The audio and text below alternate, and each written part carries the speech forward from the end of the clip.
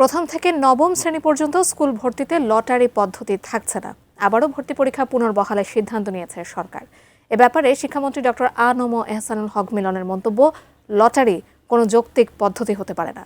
এদিকে বিশ্ববিদ্যালয় পঞ্জুরি কমিশনের চেয়ারম্যান ও ঢাকা বিশ্ববিদ্যালয়ের ভাইস চ্যান্সেলর সহ বেশ কয়েকটি বিশ্ববিদ্যালয়ের ভিসি নিয়োগ দেওয়া হয়েছে। নাজিয়া আফরিনের রিপোর্টে বিস্তারিত।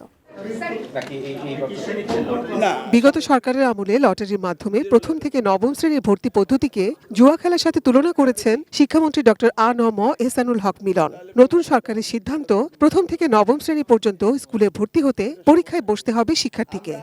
লটারি সিস্টেম উইথড্র করলাম। সোমবার বিকেলে সচিবালয়ে এক জরুরি সংবাদ সম্মেলনে এই তথ্য জানানোর পর শিক্ষামন্ত্রীর কাছে প্রশ্ন ছিল, এতে করে সরকার কি আবারও কোচিং বাণিজ্যকে উৎসাহিত করতে যাচ্ছে?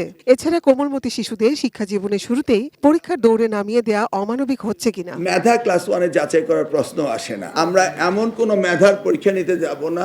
It's initial stage. আমরা তাদের পরীক্ষা নেব, তারপরে দেখা যাক পরবর্তী ধাপে কি হবে।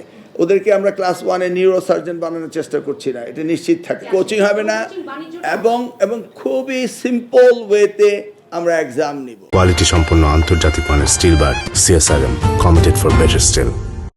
ঢাকা বিশ্ববিদ্যালয়ের উপাচার্য হিসেবে অধ্যাপক A.B.M ওবায়দুল ইসলাম, চট্টগ্রাম বিশ্ববিদ্যালয়ে অধ্যাপক আল ফোরকান, জগন্নাথ বিশ্ববিদ্যালয়ে অধ্যাপক রইসুদ্দিন, উন্মুক্ত বিশ্ববিদ্যালয়ে সিদ্দিকুর রহমান, 7 কলেজ নিয়ে গঠিত সেন্ট্রাল ইউনিভার্সিটিতে অধ্যাপক মাহমুদ রহমান ও কুয়েটে মোহাম্মদ মাসুদকে উপাচার্য হিসেবে নিয়োগ দেওয়ার খবরও জানান শিক্ষামন্ত্রী। তিনি উপাচার্য বাংলাদেশ উন্মুক্ত বিশ্ববিদ্যালয়ে রয়েছেন, তিনি ঢাকা বিশ্ববিদ্যালয়ে। NTRC-তে আমাদের প্রধান শিক্ষক নিয়োগের যে বিষয়টি, সেখানে আমরা এক্সপিরিয়েন্সের বয়স 18 বছর নির্ধারণ করেছি। উপাচার্য নিয়োগে যোগ্যতার প্রাধান্য দেওয়া হয়েছে বলে দাবি করেন শিক্ষামন্ত্রী।